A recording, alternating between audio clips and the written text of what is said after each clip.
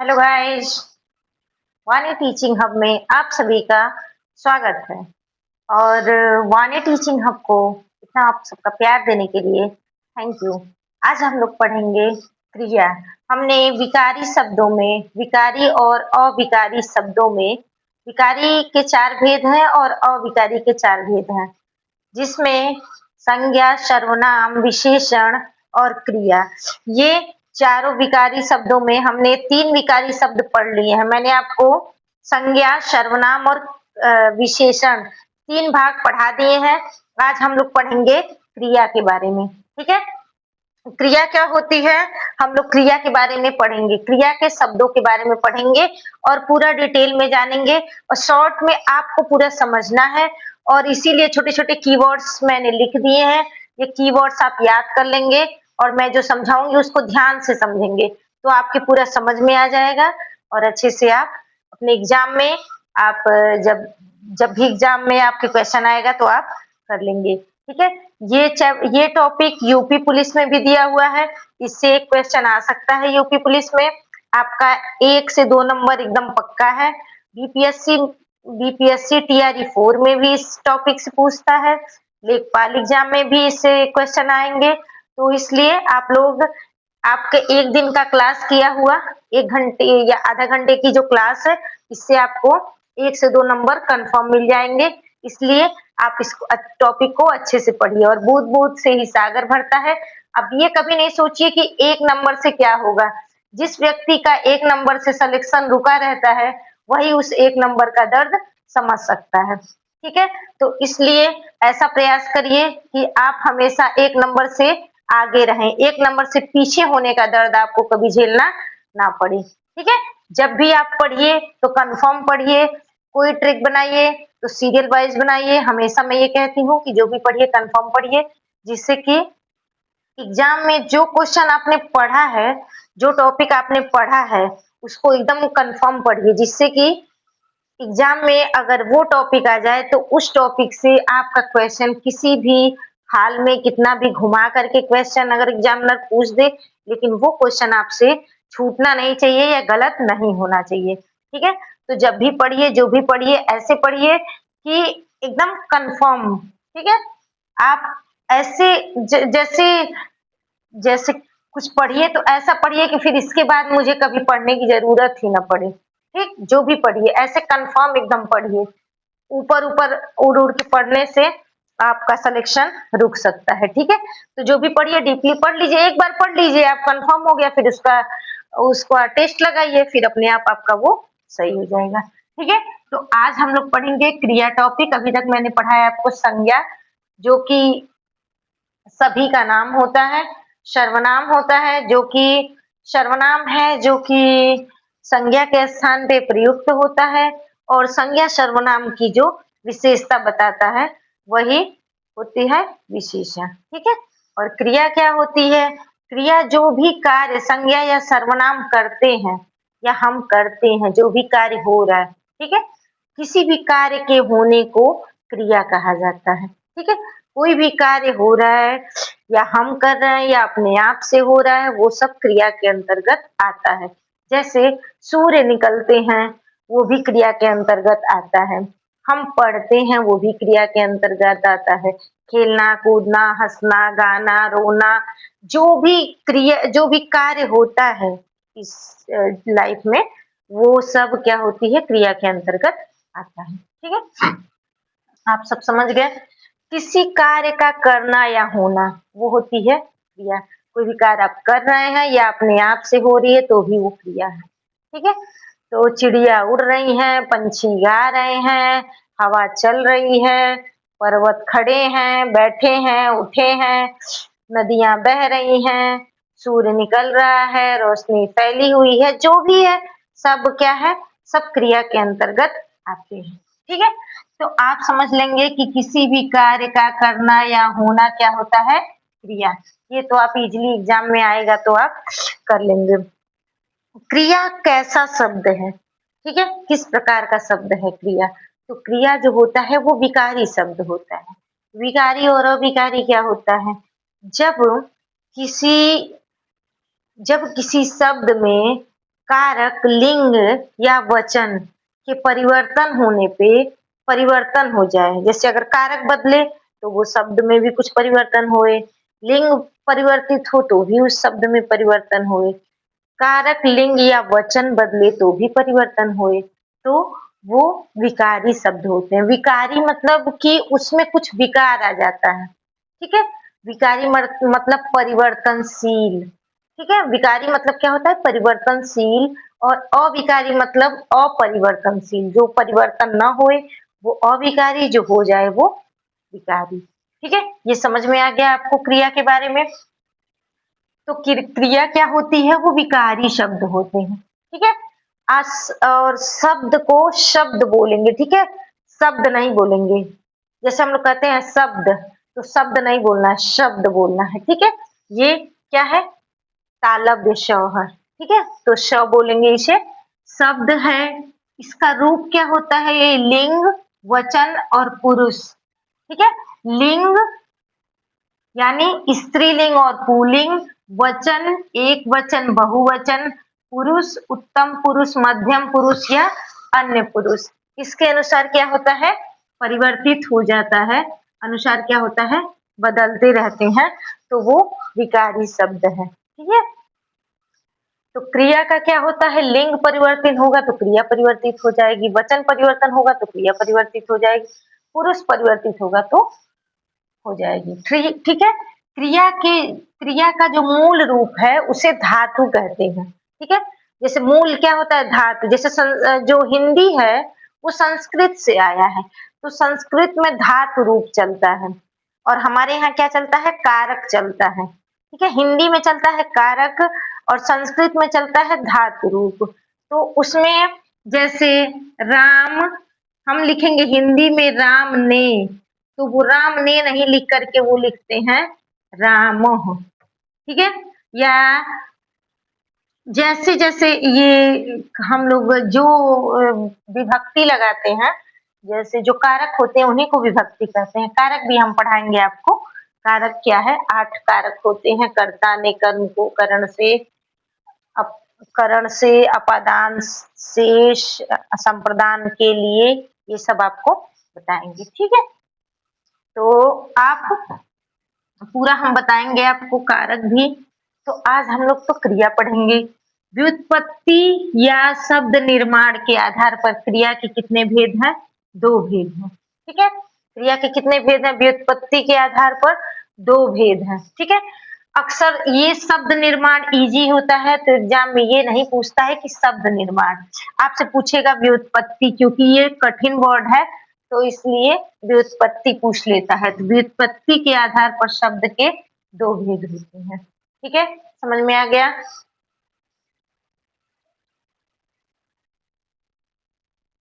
व्युत्पत्ति शब्द पूछ लेता है अक्सर, शब्द निर्माण नहीं पूछता है। तो व्युत्पत्ति या शब्द निर्माण के आधार पर कितने भेद हैं? 2 भेद होते हैं, ठीक है। कौन कौन से 2 भेद होते हैं? एक होती है मूल धातु और दूसरी होती है यौगिक धातु, ठीक है।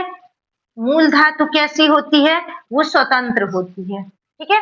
धातु रूप यानी जो धातु आपको बताए हैं, धातु जो होते हैं वो क्रिया के मूल रूप होते हैं, ठीक है।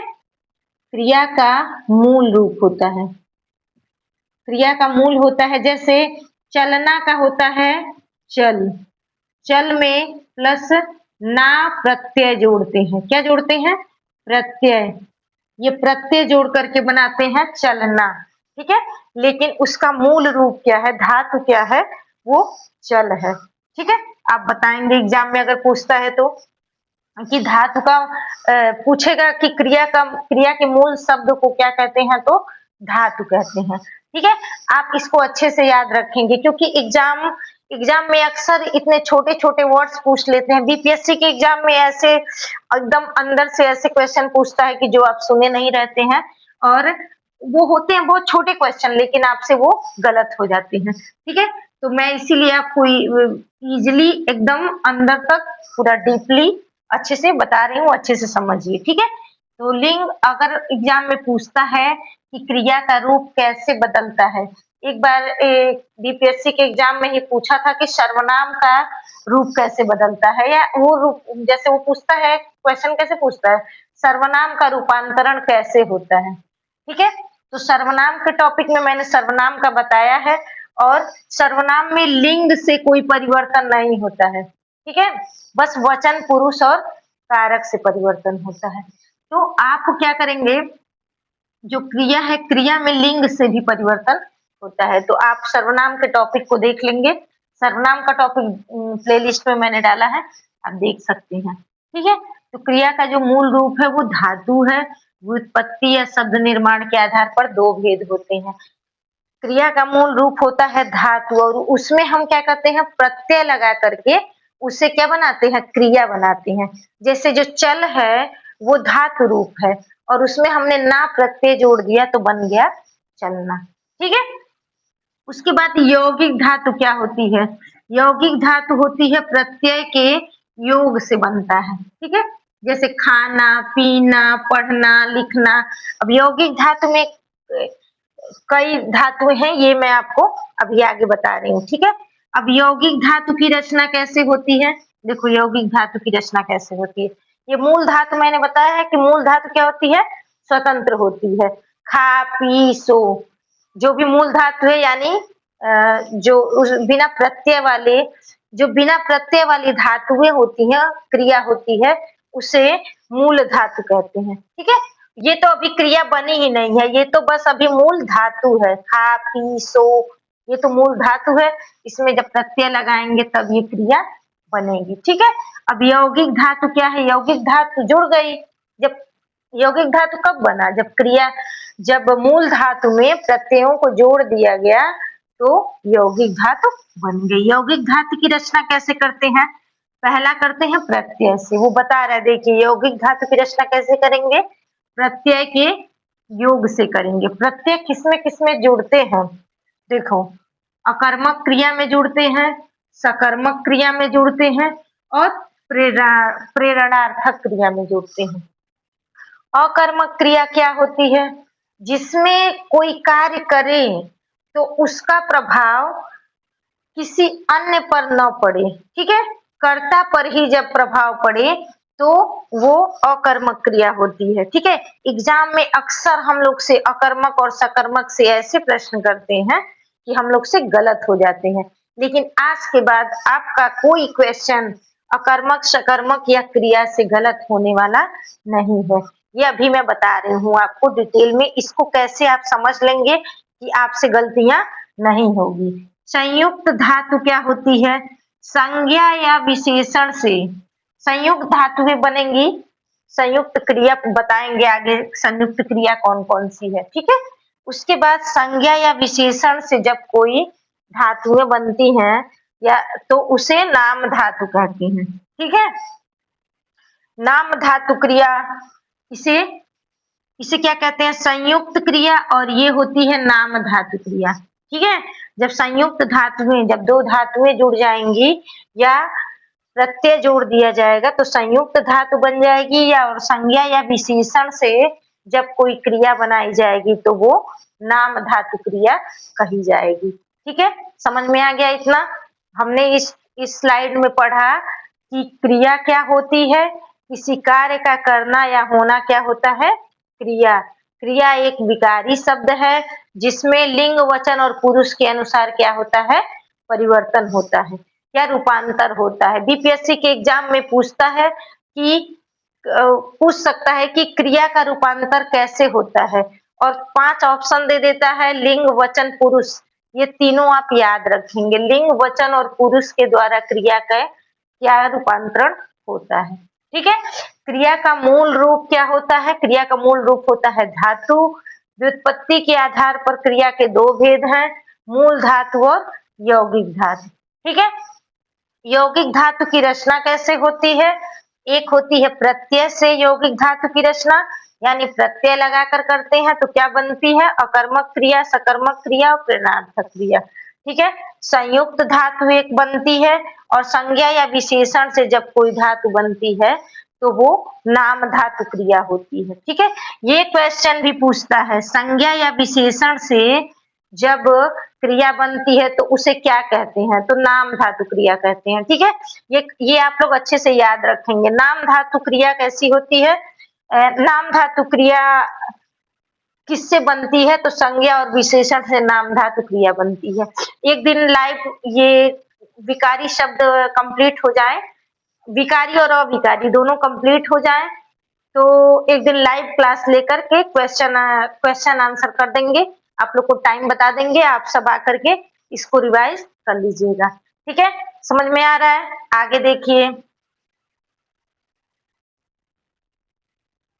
हाँ तो गाइज आगे देखिए, आगे हम बताते हैं क्रिया के भेद अभी तक बताए हैं हम। ठीक है, क्रिया रचना के आधार पर क्रिया के कितने भेद होते हैं। ठीक है, ये क्वेश्चन एग्जाम में बहुत पूछता है, इस पे आप बहुत ज्यादा ध्यान देंगे कि रचना के आधार पर क्रिया के भेद कितने हैं। ठीक है, तो रचना के आधार पर क्रिया के दो भेद हैं, सकर्मक क्रिया और अकर्मक क्रिया। ठीक है, ये आप गलती नहीं करेंगे, रचना के आधार पर क्रिया के दो भेद हैं, सकर्मक क्रिया और अकर्मक क्रिया। ठीक है,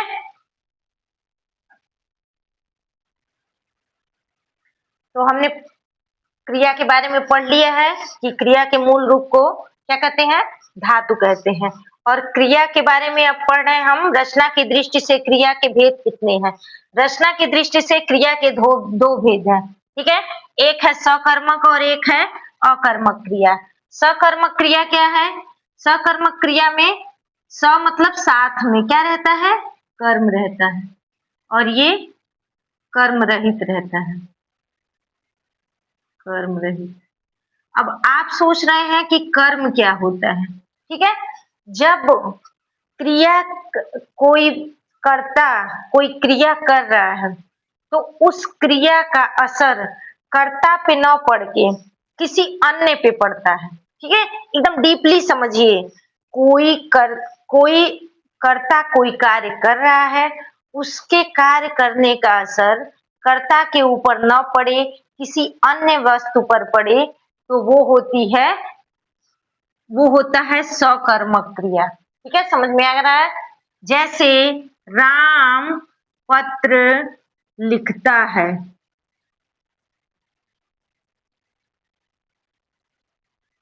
राम के पत्र लिखने का जो असर है वो किस पे पड़ रहा है, राम कुछ लिख रहा है, क्या लिख रहा है, तो पत्र लिख रहा है। इसमें क्या होता है, क्या से प्रश्न करते हैं। ठीक है, क्या से प्रश्न करते हैं, उत्तर मिला तो सकर्मक और नहीं मिला तो अकर्मक। ठीक है, लेकिन फिर भी कभी कभी समस्या हो जाती है, आपको लगता है कि कर्म कर्म जो है वो है, तो जैसे अकर्मक और सकर्मक में समस्याएं हो जाती हैं। ठीक है, लेकिन क्या होता है, वाक्य में आपको ये समझना होगा कि कर्म किसमें है किसमें नहीं। ठीक है, कुछ कार्य जो होते हैं उनका असर हमेशा कर्ता पर ही पड़ता है। ठीक है, तो उन्हें अकर्मक कहते हैं। ठीक है, क्या क्या, जैसे अगर कोई कार्य हो रहा है और उसमें क्या करने से प्रश्न उत्तर मिल जा रहा है, तो आप समझ जाएंगे कि वो सकर्मक है। कैसे असर पड़ता है, देखिए, सोना, कोई सो रहा है तो सोने का असर हमेशा किस पे पड़ेगा, सोने का कार्य जो करेगा उसी पे पड़ेगा, यानी सोना जो होता है वो अकर्मक होगा। ठीक है, लेकिन अगर कहेगा खा रहा है तो कुछ तो खा रहा होगा बिना उसके, जब कोई ऐसा काम जिसमें बिना उस किसी अन्य चीज के वो कार्य संपन्न ही ना हो पाए। ठीक है, तो वो हो जाएगा सकर्मक क्रिया। लेकिन जो अपने आप से कार्य हो जाए, जैसे उड़ना, चलना, दौड़ना,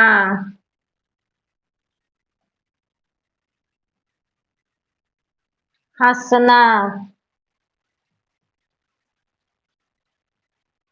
रोना,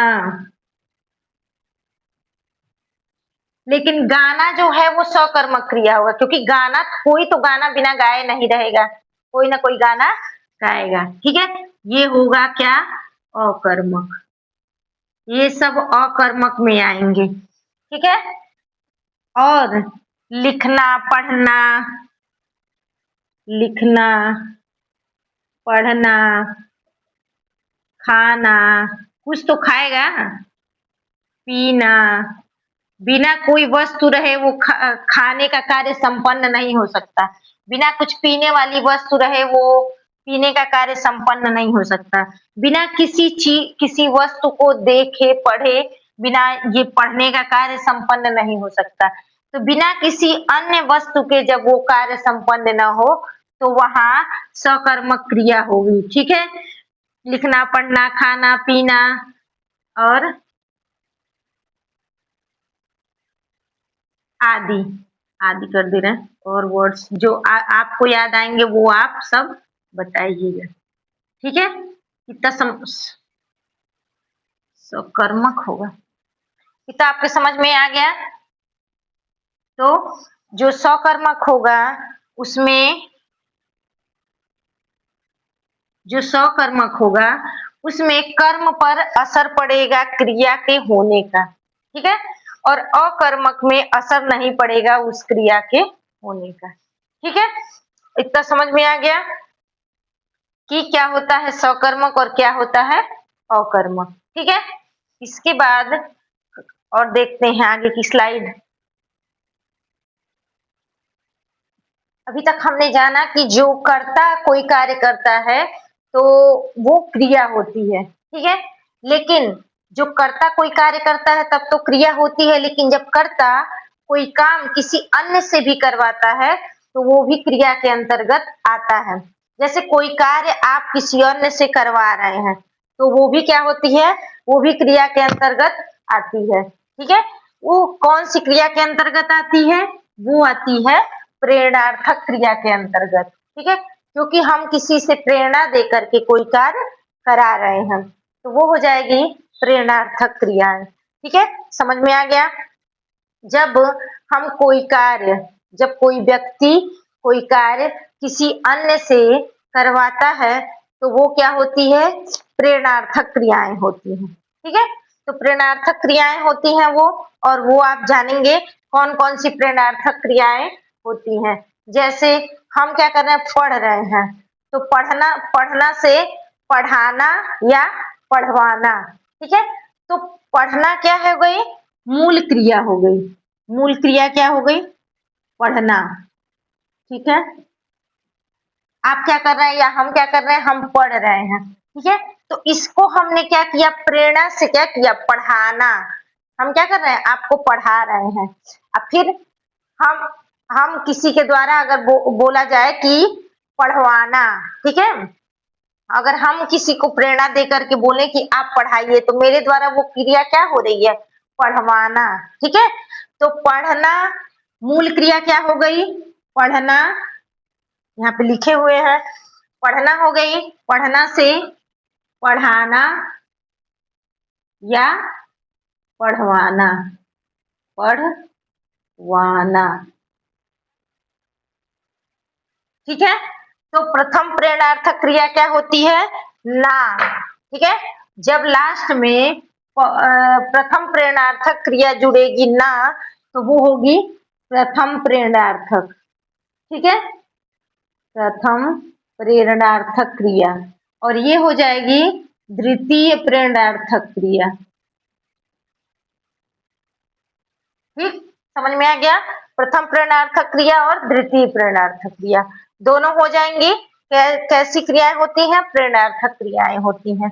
पढ़ना से पढ़ाना और पढ़वाना। ठीक है, लड़ना से लड़ना, लड़ाना और लड़वाना। ठीक है, ये समझ में आ रहा है आप लोगों को। और आप लोग बहुत सारे शब्दों को जोड़ सकते हैं, बहुत सारे शब्दों के द्वारा आप प्रेरणार्थक क्रियाएं बना सकते हैं। ठीक है, और प्रेरणार्थक क्रियाएं कैसे बनती हैं, सकर्मक से भी बनती हैं और अकर्मक से भी बनती हैं। ठीक है, जैसे सोना, सुलाना, सुलवाना, सुलवाना। ठीक है, तो ये आप अकर्मक से बनाइए या सकर्मक से बनाइए, लेकिन एक चीज पे सदा ध्यान दीजिएगा, क्रिया जो होती है वो अकर्मक भी हो सकती है और सकर्मक भी हो सकती है, बट जो प्रेरणार्थक क्रियाएं होती हैं वो सदा सकर्मक होती हैं। क्या होती हैं? सदा सकर्मक, सदा सकर्मक होती हैं। अगर इसमें सकर्मक नहीं भी है तो भी अगर प्रेरणार्थक क्रिया लगी हुई है तो और आपसे पूछता है कि ये सकर्मक है कि अकर्मक, तो आप हमेशा क्या लगाएंगे? हमेशा आप लगाएंगे सकर्मक क्रिया। ठीक है, हमेशा प्रेरणार्थक क्रियाएं जब कोई कार्य प्रेरणा देके कराई जाती है तो उसका असर कर्ता पे नहीं होता है, उसका असर हमेशा कर्म पे हो रहा है, मतलब जो कार्य कर रहा है उस पे हो रहा है। ठीक है, जैसे हम किसी को पढ़वा रहे हैं तो हम क्या, जैसे मेरे द्वारा किसी को पढ़वाया गया तो पढ़वाने का मतलब हो गया प्रेरणार्थक क्रिया, तो मेरे ऊपर तो उसका असर, पढ़ने का असर मेरे ऊपर नहीं हो रहा है, जिसको हम पढ़वा रहे हैं उस पे असर हो रहा है, इसलिए वो सकर्मक क्रिया होगी। ठीक है, सदा सकर्मक क्रिया होती है कौन? प्रेरणार्थक क्रिया। प्रेरणार्थक क्रिया क्या होती है? सदा सकर्मक होती है, हमेशा कर्म के साथ रहती है। ठीक है, समझ में आ गया? सदा सकर्मक क्रिया रहती है प्रेरणार्थक, इतना समझ में आ गया? समझिए आप, प्रथम प्रेरणार्थक और द्वितीय प्रेरणार्थक, इतना आपके समझ में आ गया। इसको गलत आप लोग नहीं करेंगे। ठीक, और हमेशा देखिए प्रथम प्रेरणार्थक में हमेशा ना जुड़ेगा, द्वितीय प्रेरणार्थक में हमेशा वाना जुड़ेगा। ठीक है, जैसे पढ़ना, पढ़ाना, पढ़वाना, लड़ना, लड़ाना, लड़वाना, सोना, सुलाना, सुलवाना, ऐसे आपको प्रेरणार्थक क्रियाएं बनती हैं। ठीक है, तो समझ में आ गया प्रेरणार्थक क्रियाएं। प्रेरणार्थक क्रियाओं से क्वेश्चन अक्सर पूछते हैं तो आप गलत नहीं करेंगे। ठीक है, एक बार बीपीएससी के एग्जाम में पूछा था कि बूंद बूंद से घड़ा भरता है, बूंद बूंद से घड़ा भरता है, घड़ा भरता है, इसको उन्होंने अकर्मक माना था, तो आप इसको ध्यान देंगे। ठीक है, इसमें कैसे अकर्मक उन्होंने माना था, इसको बच्चों ने सकर्मक लगा दिया था जिसके वो गलत हो गया था, लेकिन ये बनेगा अकर्मक। ठीक है, ये बूंद बूंद क्या है? ये क्रिया विशेषण हो गया। ठीक है, ये क्रिया विशेषण हो गया। आप हमेशा क्या करिए, जब जब लाइन आपको न समझ में आए तो उसके सारे शब्दों के नीचे वो क्या चीज है वो लिखिए। भरता है यानी ये क्या हो गया? ये हो गई क्रिया, ये से क्या हो गया? कारक हो गया। तो वाक्य में जो घड़ा क्या हुआ? घड़ा हो गया कर्ता। ठीक है, तो जब कर्ता पे असर पड़ेगा, मैंने क्या बताया आपको, जब कोई कार्य होए और उस कार्य का फल कर्ता पे पड़ जाए तो वो हो जाएगा अकर्मक क्रिया। ठीक है, जब भी कोई कार्य हो रहा हो और उसका असर कर्ता पे पड़ जाए, जैसे मैं कोई काम कर रही हूँ, मैं पढ़ रही हूँ, ठीक है, मैं पढ़ रही हूँ तो मैं वो पढ़ने का असर किस पे पड़ रहा है? मुझ पे पड़ रहा है। तो जब भी कोई कार्य का असर कर्ता पे पड़ जाए तो वो हो जाएगा अकर्मक क्रिया। तो इससे आप गलती नहीं करेंगे कभी भी। और ये एक बार एग्जाम में बीपीएससी टीआरई 2 या 3 में पूछा गया था, तो इस पे आप जरूर ध्यान देंगे, इस लाइन पे। और 4-5 लाइन है जिस पे बहुत ज्यादा आपको ध्यान देने की जरूरत है, उसको अभी मैं लिख के आपको बता देती हूँ, वो आप लोग ध्यान देंगे। ठीक है, ठीक है, तो कुछ शब्द जो होते हैं वो आपको लगेगा एग्जाम में कि ये सकर्मक है, लेकिन वो होते हैं अकर्मक, तो इस पे आप लोग ध्यान दीजिएगा। ये मैं बता दे रही हूँ आप लोग को, 2-4 लाइन ऐसे हैं वर्ड जो आपको दिक्कत कर सकते हैं एग्जाम में। वह लजा रही है, तो आप सोचेंगे कि वह क्या है, ये तो कर्ता हो गई और इस पे लजाने का असर पड़ रहा है, लेकिन लजाने का असर किस पे पड़ रहा है? कर्ता पे पड़ रहा है। जब कर्ता पे असर पड़ेगा तो क्या होगा? वो अकर्मक क्रिया हो जाएगी, इसमें कोई कर्म है ही नहीं, ठीक है? अगर वो उसके द्वारा लजवाया जाता है, ठीक है? लजवाया जाता है मतलब ये हो गई प्रेरणार्थक क्रिया। तो मैंने आपको अभी बताया कि अगर कोई प्रेरणार्थक क्रिया रहेगी तो वो हमेशा क्या होती है? सकर्मक होती है, ठीक है? जी घबराता है, किसका जी घबराएगा? किसी कर्ता का जी घबराएगा। तो जब कर्ता का जी घबराता है तो वो अकर्मक क्रिया हो जाती है, ठीक है? तुम्हारा जी ललचाता है, ये भी अकर्मक क्रिया होगी क्योंकि इसका असर कर्ता पे पड़ रहा है। उसका सिर खुजलाता है, ये भी कर्ता पे असर पड़ रहा है। जब भी कर्ता पे असर पड़ेगा तो वो क्या होगी? अकर्मक क्रिया, ठीक है? अब हम लोग पढ़ेंगे नाम धातु क्रिया क्या होती है। हमने क्या-क्या पढ़ लिया? क्रिया क्या होती है और क्रिया का मूल शब्द क्या होता है? क्रिया का मूल होता है धातु। किसी भी कार्य का करना या होना क्या कहलाता है? क्रिया कहलाता है। किसी भी कार्य का करना या होना क्रिया कहलाता है। क्रिया के मूल रूप को क्या कहते हैं? धातु कहते हैं। रचना के आधार पर क्रिया के दो भेद हैं और अकर्मक क्रिया और सकर्मक क्रिया। क्रिया का एक प्रेरणार्थक रूप भी है जिसमें दो प्रकार की प्रेरणा मिलती है, एक प्रथम प्रेरणार्थक, एक द्वितीय प्रेरणार्थक। और जब प्रथम प्रेरणार्थक में ना शब्द जुड़ता है, जैसे पढ़ना में पढ़वाना, पढ़ाना, पढ़वाना, ठीक है? प्रेरणा दे करके आप समझ जाएंगे कि कर्ता खुद वो कार्य न करके किसी और से कार्य करा रहा है। तो जब अंतिम में ना जुड़ेगा, शब्द के अंत में ना जुड़े, तो समझ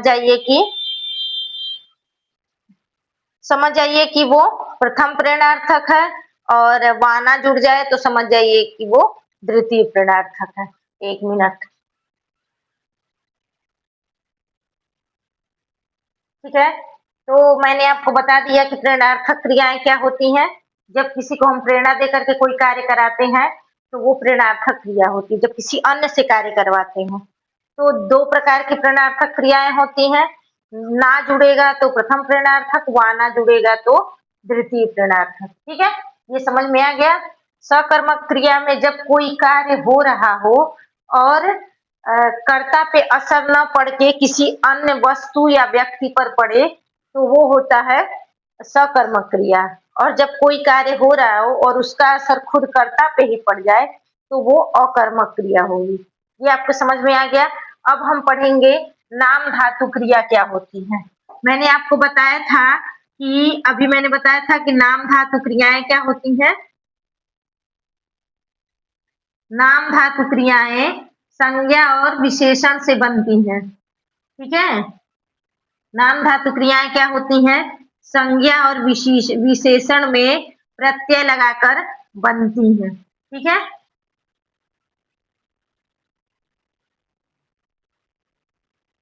संज्ञा और विशेषण में क्या करते हैं हम?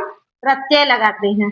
प्रत्यय के द्वारा परिवर्तित होती हैं और क्रियाएं बनती हैं। प्रत्यय प्रत्यय लगाया जाता है तो बनती है क्या? नाम धातु क्रियाएं, ठीक है? कौन कौन सी? संज्ञा और विशेषण, ठीक है? जैसे संज्ञा में बात हो गया, बात से हमने क्या क्रिया बनाई? बतियाना, बात से बतियाना, लात से लतियाना, अनेक प्रकार की क्रियाएं ऐसे बनती हैं, ठीक है? आप सब अब बताएंगे, आप सब 2-3 प्रयोग शब्दों में करके बताएंगे, ठीक है? आगे अभी और भी है, जो क्रिया के कई रूप हैं, उसके बारे में मैं आपको अभी आगे डिटेल में बताऊंगी। एक क्लास इसकी और लूंगी जिसमें आपको अच्छे से डिटेल में बता दूंगी, ठीक है? उसके बाद एक छोटा सा शॉर्ट वीडियो बना के सारे जो की वर्ड्स हैं उन्हें लिख करके आपको बता दूंगी, ठीक है? आपको जो ना समझ में आएगा वो हमसे पूछ सकते हैं और बता सकते हैं कि क्या नहीं समझ में आ रहा है। जैसे देखिए, विशेषण से होता है गरम से, गरम से गरमाना होता है, ठीक है? ऐसे बहुत सारा वर्ड होता है जो आपको बुक्स में मिल जाएंगे बहुत सारे। मैं इतना आपको समझने के लिए मैंने बता दिया। अब आपको जो समझ में ना आए वो पूछ सकते हैं। आप सब बताएँगे कि सर्वनाम के कितने भेद होते हैं? और मैंने विशेषण पढ़ाया है, तो विशेषण के लिए एक ट्रिक बताई है। उस ट्रिक के थ्रू आपको याद हो रहा है कि नहीं? जीपीएस स्क्वायर मैंने आपको बताया एक ट्रिक और उसके बारे में ज़रूर बताइएगा और क्लास कैसी लगी ये ज़रूर बताएँ और ऐसे ही अपना प्यार बनाए रखिए और जो भी औरतों और बच्चों का सम्मान करिए, बच्चों को प्यार दीजिए और समाज को एक नई दिशा दीजिए, जिससे कि कोई भी जो फीमेल है, वो एकदम आज़ाद होकर के अपने विचारों को रख सके और आप कोई ऐसा कार्य ना करें, जिससे कि आप ऐसा कोई शब्द ना बोलें, जिससे कि सोशल मीडिया पे कोई जो फीमेल है, उसे ये लगे कोई लड़की, कोई महिला या कोई भी आप जैसे समाज में आधा हिस्सा हम लोग का भी है, तो हमें भी जीने का अधिकार दीजिए। ऐसा नहीं है कि हम सोशल मीडिया पे आएँ तो हमें कुछ ऐसे वर्ड्स के थ्रू हमारा स्वागत किया जाए, अच्छे से स्वागत करिए, ठीक है? और जो भी अच्छे से पढ़िए और अच्छे से पढ़ाइए, उन्नति करिए, आगे बढ़िए। Bye bye.